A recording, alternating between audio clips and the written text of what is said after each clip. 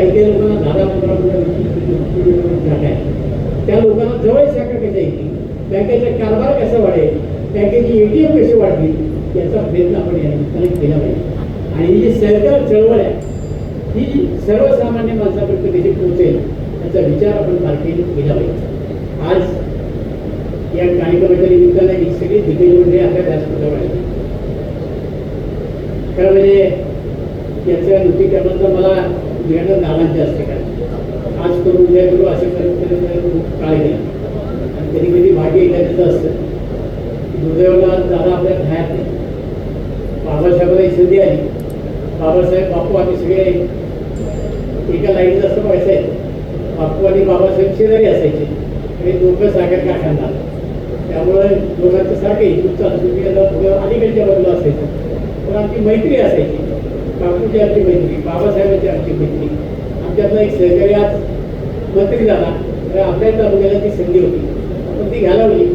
नाही तर अन्य आज चालू तालुक्यामध्ये आपल्याला सुद्धा बरंच काही करता आलं. पण आम्हाला तर जगावं लागतंय. हो, भीमाशंकर आमचं आहे, आम्हाला सांगावं लागतं. आणि आज आमच्या भागात भीमाशंकरच्या नावाला काही गुन्हा आहे की नाही, कारण भीमाशंकरच्या नावाला दुसरीकडे विकास चालला आहे. आमच्या तालुक्याकरता काही मिळणार आहे की नाही, कारण ताई तो मुद्दा पडता आला. दुर्दैवानं आमच्याच लोकप्रतिनिधी त्याची बाजू देते. काय घेतली मला काही कळलं नाही, की अंदर की बात आहे. परवा मुख्यमंत्री सुद्धा आले, त्यांनी सांगितलं आम्ही एक प्रपोजल दिले. आता कालच तुम्ही वाचलं असेल, केंद्रामध्ये शिवसेनेच्या लोकांना प्रपोजल दिले. जसं प्रपोजल याच्या पाठ्याला आले की काही पुरवतात, त्यामुळे यांची पावलं आता वेगळ्या दिशेने बाहेर चालत आहेत. आणि मग कुठेतरी दमबाजी करायची. आमच्या दुर्गाड्यांना फोन केला, मला तुम्ही कार्यक्रमाला बोलवलं आहे, ते राडा करी म्हणजे या राडा करायला येत होते. आमचं पहिला वेगळा आम्ही आवडून बोलून घेतलं आणि त्यांनी सांगितलं तुमचा राडा किती होतो त्याच्यापेक्षा आमचा राडा किती होतो ते बघा. उत्तरला प्रत्युत्तर आम्ही देऊ शकतो ना. आज मी सत्तेवर नाही, मी आमदार नाही, याचा अर्थ मी सगळे राजकारण सोडून दिले का. आणि त्याला असं वाटतं की दिलीप कोयतेने आता काहीच करत नाही, शांत बसायचं. ही सगळी ती कार्यकर्ते त्यांनी माझ्याकडनं दिवसभर रान दिलं, त्यांना मी वाऱ्यावर सोडून द्यायचं आणि त्यांच्याकरता मला राजकारण करत आहे. त्या लाख लोकांनी मला पद्धत दिली, त्यांच्याकरता मला राजकारण करायचं, त्यांच्यापासून मला सोडवायचं. आणि म्हणून मी आपल्या सगळ्या माहिती आमचे सगळे सहकारी स्वप्नील टंडरेचा राजीनामा मागच्या वेळेला आम्हाला चेअरमन करत आलेला, कुठेतरी माशी शिकले. कारण आता स्वप्नील टंडरे हा वळसे परिवाराचा नाव आहे. कारण मागच्या वेळेला आमची संधी गेली. आता माझं गुन्हा असेल की नेमका बायकोचा वाचतो मला अडचण निर्माण केली. त्याला मी 10 वेळा सांगितलं बाबा तू राजीनामा दे, राजीनामा दे, ऐकायलाच आहे. मी सगळं राजकीय वचन वापरलं, राजीनामा घेतला आणि परत तिथे मग सह्याची मोहीम सुरू केली आणि केली पुढे आमच्या शेजाऱ्यांनीच केली. मला परत त्याच्यामध्ये भूमिका घ्यावी लागली आणि म्हणून आणून आभारी चेअरमन झाले. नाहीतर तुम्हाला माहिती आहे एक मावळा मला ग्रेट कार्यक्रम तरी मोटरसायकलही चालवता येत नाही आणि गाडी चालव मग कधी त्यांना आता गाडी शिकवता चालवायला गेलं. पायी पायी जायचं, चला कलेक्टर तहसील करायला पायी पायी, त्यांच्या सगळी पायी पायी सगळी कामं लोकांना घ्यायचे, बदलून जायचं. कुणी आपण राहावं, ₹1 त्याला खर्च. या गरीब कार्यकर्त्याला संधी मिळाली असती का. दिलीप कोयतेनं असे अनेक लोक केले. इथं आहेत राजकातोर आहेत, भोले आहेत, या सगळ्या लोकांना आहेत किंवा आडून चौधरी असतील, बिचारा 105 दिवस सजा हा मारे अपार फायरिंग सहित सगळं भोगले ना मी. त्याच्याकरता माझं मार्केट कमिटीचे बाबा आहे सचिन मार्केट कमिटी आपली किती आमदापर्यंत पद गेलं घालवलं या सगळ्या गोष्टी. एखाद्या कार्यकर्त्याला न्याय द्यायचा असेल तर त्याची पर्वा दिली कुठे कधी करत. आणि म्हणून तालुक्याच्या राजकारणामध्ये आमचा राष्ट्रद्रोह असो, तालुक्याच्या राजकारणावरती माझी पकड संपली असा जेव्हा समजू नका. राजकारणामध्ये कशा पद्धतीचे निकाल लागतात हे आता तुम्हाला सांगायला मी आता आम्ही आज बरोबर आहोत. भारतीय जनता पक्षाबरोबर आहे, शिंदे सेनाबरोबर आहे, आमची सगळे बरोबर. आमच्या सहकार्याबद्दल आम्ही टीका करायची किंवा त्यांच्यावर आक्षेप घ्यायचा म्हणून माझ्याच नेत्यावर आक्षेप घेण्यासारखं. नाहीतर ज्या ज्या ठिकाणी मला माहिती आहे की वाजवण्यासारखे गाव 250 लोक आम्ही मुंबईवर आले आणि अख्खं गाव मला 60 मतं पडतात. होई गाव तसं असे कित्येक ठिकाणी भरती जप्ती झाल्या, पैसे झाल्या, मला माहिती नाही. मला त्याच्यावर आक्षेप घ्यायचा नाही. कारण आता जे झालंय इथं निकाल लागला त्याच्याबद्दल तर काही बोलायचं नाही. एक गोष्ट मात्र नक्की सांगतो, तुझा की आज देर आहे अंधेर नाही, चोर असतो, जवळ असतो, काही ना काही चूक करत असतो. तसेच या तालुक्यामध्ये त्यांनी त्यांच्या शपथपत्रामध्ये चूक केली, आज त्यांचं पद गेल्याशिवाय राहणार नाही हे तुम्हाला सांगतो. उद्या काय कोण निर्णय घेईल तो घेईल, पण सत्य वार्ता अशी आहे त्यांना घरी जावं लागणार आहे. तुम्ही आत्तापर्यंत कुणाचेच नाही, नारायणरावचा कुठला शासनाला नारायणरावचा हात होईल विकायला तरी बरोबर होईल आणि तुम्ही मात्र ठीक आहे असेल त्या कामात आहे. तुमचा दुसरा व्यवसाय का ठेकेदारी, कुणाची ठेकेदारी केली एक तालुक्यात ती कामं तुम्ही घेतली ना, दुसऱ्यांच्या नावावर याची करायची. आज तुमचा आज काय आज करत आहे तुमची फॅक्टरी तुला काय आणखी आवडेल ना की हे असं करतात दादागिरी करतात. आधी त्यांनी मेल पाठवला दिली कोयत्याची दादागिरी खोडलो ते कुणाला ब्रेक शब्दाने बोललो का म्हणजे दादागिरी असतील. काही काही लोकांनी जो दंगा राज केला मी माझ्या उघड्याडोळे पाहिला.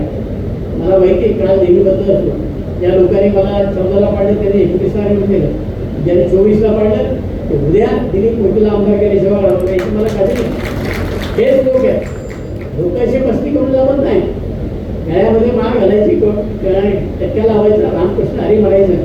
माझ्या पीएला कलेक्टर घ्यायची माधवची बाईची दोन शिवाय वर्ण टाकून दिली. अरे हिंमत असेल ना माझ्या तोंडावर शिवाय देऊन टाकावं, वर्ण टाकून टाकव, तुला दिली होती काय ते कळेल. अरे तुम्ही एखाद्या पद आलं की त्या पदाचा सन्मान केला पाहिजे, नीट व्हायला पाहिजे, तुम्हाला ते सुद्धा केलं पाहिजे. सगळं रामकृष्ण नाव त्यांची बदनामी करतात, कशाला स्वतःला वारकरी बांधतात. मी आहे असं आहे, माझ्या घरात मान आहे, मी शुद्ध शाकाहारी. आमच्या चेअरमनशी सगळ्यांना सांगितलं माझ्या घरी जेवायचं असेल तुला शाकाहारी घ्यावं लागेल. ते आहे काय आम्ही बँकेत काम करतो, सगळ्यांना माहिती मी मला डबा घेऊन जातो. बँकेमध्ये माझी भूमिका एकदम स्पष्ट असते, आमच्या सगळ्या सहकार्यांना माहिती. तो विषय दादांच्या पुढे एक विषय आला मला मान्य होता, मी सांगितलं मला अमान्य नाही. दादा बोलते त्यांचं मत बोलवा आणि या केलं. मला जे वाटतं ते चुकवलं, ते फार स्पष्ट होत आहे. मी कधी मिटिंगला गेलो नाही, कधी म्हणत नाही मला भत्ता काढा. मिटिंगला असेल तरच भत्ता घेतो. मी स्वच्छ वाटतो, स्पष्ट होत आहे. आणि बँकेत काय अडचण करत नाही. ज्या ज्या चांगल्या गोष्टी त्या बँकेमध्ये करण्याचे काम करतो आणि म्हणून हे सगळे लोक माझा आदर करतात. बँकेच्या अधिकाऱ्यांना विचारा, सगळ्यांना विचारा, त्यांना ब्लॅकमेल करायचा धंदा मी कधी करत नाही. अधिकाऱ्यांना अडचणी आणायचे काम कधी मी करत नाही. माझं काम सरळ आहे. आणि उद्या सुद्धा जर उद्या नाही त्या पदावर होता असं तर बदलून नाही ना. राजकारणाने काय माझी भक्ती झाली का? माझा बाप कोणी आमदार होता का खासदार होता? काही नाही, माझी काही भक्ती झाली नाही. मला दुःख वाटलं, आज वाटतं की तुम्हाला माझं काही दुःख आहे, मला काही दुःख वाटत नाही. मी रोज लोकांची कामं करतो, लोकांच्या सुख दुःखात जातो. मी सर्वसामान्य कुटुंबाचा माणूस आहे आणि सर्वसामान्यपणावर राहतो. आम्ही उभं माझी बायको असेल काय असेल, तुम्ही माझ्या घरी आली असेल तरी माझी बायको स्वागत करते. चहा कमीत कमी चहा देण्याचं काम आमच्याकडे त्या ठिकाणी केलं जातं. सर्वसामान्य कुटुंबातून आलेला माणूस सर्वसामान्य मी राहतो. मी व्यवसाय आजपासून करत नाही. मी 1983-84 साली माझा कन्स्ट्रक्शनचा व्यवसाय केला. 85 साली मी बिल्डर झालो. आज ते का व्यवसाय माझा आज नाही.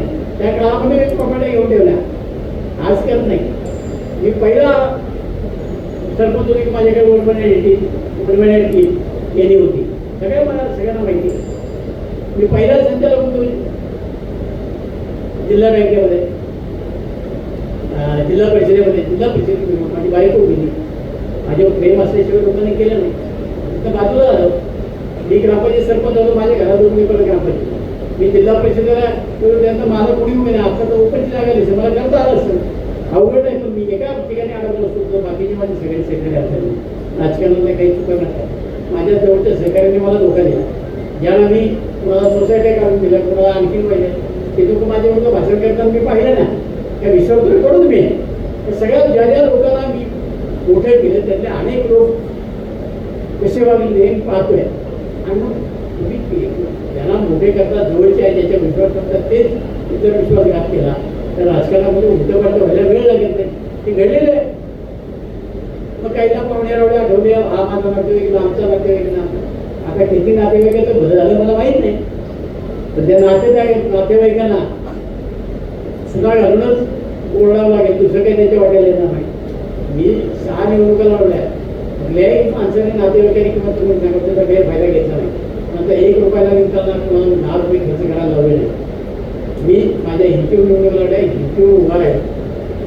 आज काय चालू आहे, ज्या ज्या कार्यकर्त्यांनी खर्च केले, ज्या ज्या नातेवाईकांनी खर्च केले, गेले संपले, आकडा बोंब, अशा प्रकारची अवस्था. त्यामुळं नातेवाईकांचा गैरफायदा घेणार नाही, कार्यकर्त्याचा गैरफायदा घेणार नाही, अशा प्रकारचं उत्तम आपल्याकडे माझ्या आपल्या सगळ्यांना नवीन केला. निवडणुका येतात, निवडणुका जातात, परंतु आपण एकमेकाला दिलेलं प्रेम हे अबाध्य राहिलं पाहिजे, माणुसकी टिकली पाहिजे. आणि सर्वसामान्य माणूस डोळ्यासमोर ठेवून नेहमी आपण काम केलं पाहिजे. माझ्या हयातीमध्ये सर्वसामान्य माणूस डोळ्यासमोर ठेवून काम केलेलं आहे, त्याला मदत करण्याचं काम केलं. बँकेचे कर्ज देत असताना सगळ्या तुमच्या कुठल्याही शाखा अधिकाऱ्या विचारा, की कधी म्हणलं नाही की मला आल्याशिवाय, मला विचारल्याशिवाय कर्ज करतात. ठीक आहे, माझी मुक्ती झाली, गुन्हे घ्या, त्याची कागदपत्र असतील त्याला देऊन टाका. अण्णासाहेब पाटील कर्ज व्यवसाय त्याच्यात तर तुम्ही देऊन टाका, ट्रॅक्टर द्या, काय घ्यायचं ते द्या. आणि त्याचा ट्रॅक्टर माझ्याकडे तुझे लावला पाहिजे असला मी कधी हकीकत झाला नाही. कारण बँक ही शेतकऱ्याची, तुम्ही मानता आम्ही 5 वर्षाकरता आहोत, पण आम्ही धावायचं. आम्ही एकदा तुम्ही निवडून दिले की मग आम्ही शिरजोडपणा करायचा, असला काही धंदा मी केला नाही, करणार नाही. माझी विनंती सगळ्यांना आहे की आजपर्यंत मला जवळ ही 4 वर्ष आणि मागची 8 वर्ष, पावणे 8 वर्ष, आणि पावणे 13 वर्ष, पावणे 12 वर्ष तेवढं मी काम केलं. कुणीही सांगावं की आमच्या बँकेमध्ये कर्ज त्याला मला रुपये लागला. पावणे 12 वर्षामध्ये तुम्ही सगळ्याच्या शाखा बघा, इथे बघा, जे केलं ते चांगलंच केलं, वाईट करण्याचं काम मी कधी केलं नाही. आणि या तालुक्याच्या राजकारणामध्ये हे जे मी पूर्ण ठेवले चांगले केले. आणि 28 स्कूल मानले, महाराष्ट्राच्या इतिहासात बाबासाहेब 28 स्कूल मला त्याच्या अभिप्राय 28 स्कूल मानले, शेकडो इमारती झाली. मी नाही प्रशासकीय म्हणत नाही, मी नाही आपलं असं नाही, अनेक गोष्टी राहिल्या. त्या राहिल्या सत्तेमध्ये असताना आमदार त्यांना निवडून दिला नाही. आमचा प्रचंड मोठा तोटा होतो, तो या क्षेत्रामध्ये होतोय. आता पुढे नेमकं काय करायचं ते एकदा ठरवा. त्या जिल्हा बँकेत मार्केट आपण डोके जाग्यावर ठेवा, सदविवेक जाग्यावर ठेवा. अन्यथा चुकीचा निर्णय घेतला, चुकीची माणसं त्या ठिकाणी आली की त्या संस्थेचं वाटोळं होतं. आज ही जिल्हा बँक आपल्याला माहिती आहे, त्यावेळेला अजितदादा बँकेत यायची, त्याच्या अगोदर 300 रुपये. अजितदादा बँकेत आल्यानंतर बँकेची सूत्र आल्यानंतर आज 17,000 कोटी आहेत. 300 कोटी आणि 17,000 कोटीचा फरक किती माहिती आहे? 17,000 कोटीच्या डिव्या आहेत. या वर्षी आम्ही टार्गेट ठेवलंय 19,000 कोटीचं. आमच्याकडे लोक स्वतःहून ठेवे आणून ठेवतात, व्याज वेळेवर जातं. कुठेही भ्रष्टाचार नावाची गोष्ट नाही. तुम्ही आम्हाला बोलू शकत सांगू शकत नाही, कारण दादाचा दाराला तेवढा होता, बँकेमध्ये चुकीचं वागायला तुम्हाला शक्य नव्हतं. आज आशिया खंडातली सगळ्यात मोठी कोऑपरेटिव्ह बँक आहे, शेतकऱ्यांची बँक आहे. बाकीच्या बँकांना आपल्यामध्ये फार मोठा फरक आहे. ही शेतकऱ्यांची बँक आहे, तेवढी मोठी झाली.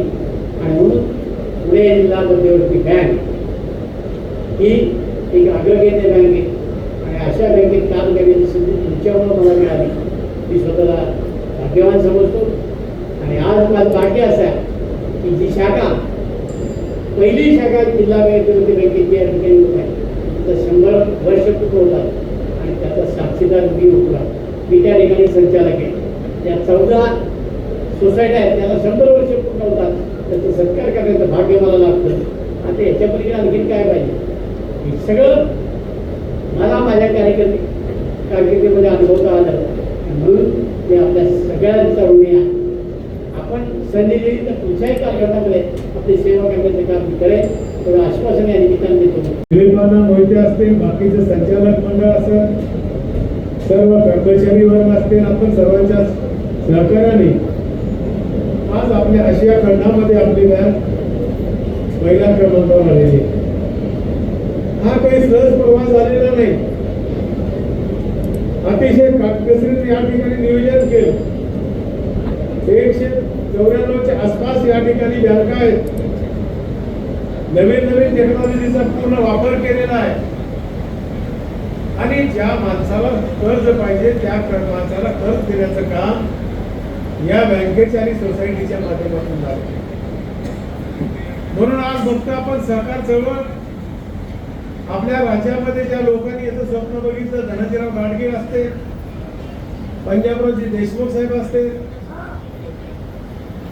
विखे पाटील साहेब असते, स्वर्गीय यशवंतराव चव्हाण साहेब, या सगळ्या मंडळींना, अजित पवार साहेब, या लोकांनी ब्रिटिशाच्या काळामध्ये अशा प्रकारचं एक छोटस रोपटं लावलं आणि त्याचा परिणाम जर बघितला तर केवळ महाराष्ट्रातच हा सहकारी चळवळ पहिले याच्यात भाग नाही, तर भारतामध्ये देखील या चळवळीचा दबदबा आहे.